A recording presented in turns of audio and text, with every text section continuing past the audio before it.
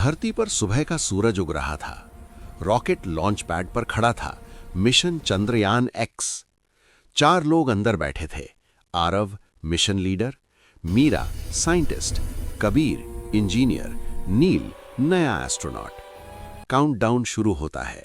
5, 4, 3, 2, 1 lift off. Rocket आसमान चीरता हुआ चांद की ओर बढ़ जाता है। 3 दिन बाद रॉकेट चांद की सतह पर लैंड करता है।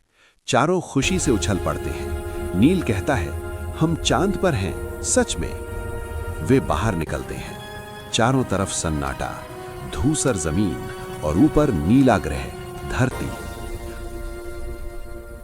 Look at that, it's absolutely breathtaking. अचानक अलर्ट अलर्ट, कबीर चिल्लाता है, रॉकेट का फ्यूल सिस्टम डैमेज हो गया है। मीरा घबरा कर कहती है, So, we can't go back? मतलब हम वापस नहीं जा सकते। कम्युनिकेशन सिस्टम भी खराब हो जाता है।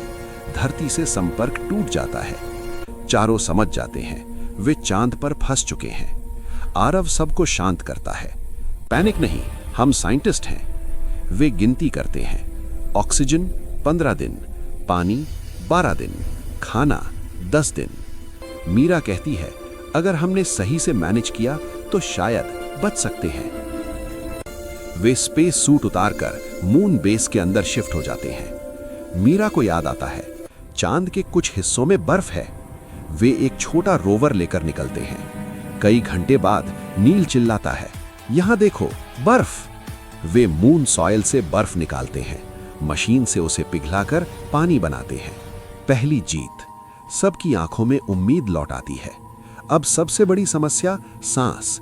कबीर एक आइडिया देता है, हम मून सॉइल से ऑक्सीजन निकाल सकते हैं। वे एक पुरानी मशीन को मॉडिफाई करते हैं। जोखिम भरा प्रयोग। मशीन चालू होती है, कुछ सेकंड सन्नाटा, फिर ऑक्सीजन फ्लो शुरू। नील की आंखों से आंसू निकल आते हैं। दिन बीतते जाते हैं। बाहर सिर्फ अंधेरा और सन्नाटा। नील डरते हुए कहता है, अगर कोई नहीं आया तो? मीरा जवाब देती है, धरती हमें भूली नहीं है।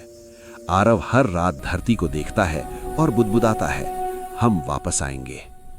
10वें दिन कम्युनिकेशन सिस्टम अचानक हल्की आवाज करता है, hello Chandrayaan x, can you here अस? सब चिल्ला उठते हैं। धरती से संपर्क हो चुका था। धरती से कहा जाता है, रेस्क्यू मिशन भेजा जा रहा है, 5 दिन लगेंगे।